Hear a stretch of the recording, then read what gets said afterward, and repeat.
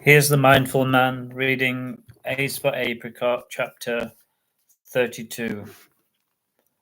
That evening, Apricot couldn't sleep. He wasn't feeling 100%. His eyes were runny and he felt very hot.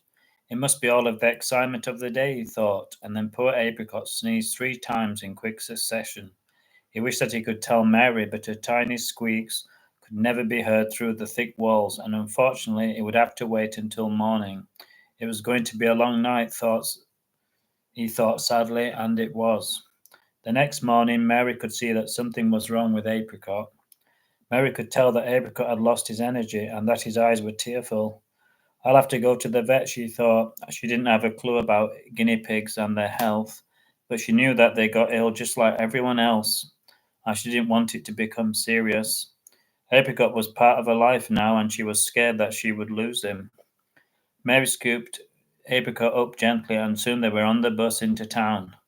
All of the passengers frowned as they looked at Apricot. It was obvious to them that Apricot wasn't his usually bubbly, inquisitive self. It was hard for Apricot to lift up his poor head, so he looked up with his tired, glossy eyes at the worried passengers, and he wished that he could make them feel better, but he could only squeak quietly. Apricot lay on the vet's table, and the vet touched his tummy, and then he shined a bright light into Apricot's tired eyes. It wasn't pleasant, thought Apricot. He wished that he could fall asleep. Apricot could see Mary sitting in the chair, and she was wringing her hands and crying softly.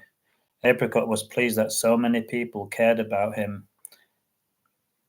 He wasn't used to it, and he felt sad that Mary was suffering. As usual, Apricot put other feelings before his own. The man in the white coat, who they called Vet, strange name, thought Apricot, put something on Apricot's tummy. It was round, metallic, and tickly. The vet was listening to Apricot's tummy beat like a drum, and he was looking very serious. It can't be that interesting, thought Apricot. It's just boom, boom, boom. Not exactly Mozart, he thought snobbishly.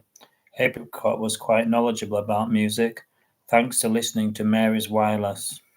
He'll be okay, said the vet to relieve Mary.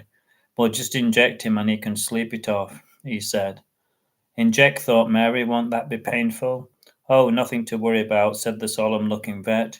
Easy for him to say, thought Apricot, as a long silver needle came towards him like a lance, and Apricot did the loudest squeak that he had ever done, and then became silent as the needle took effect, and Apricot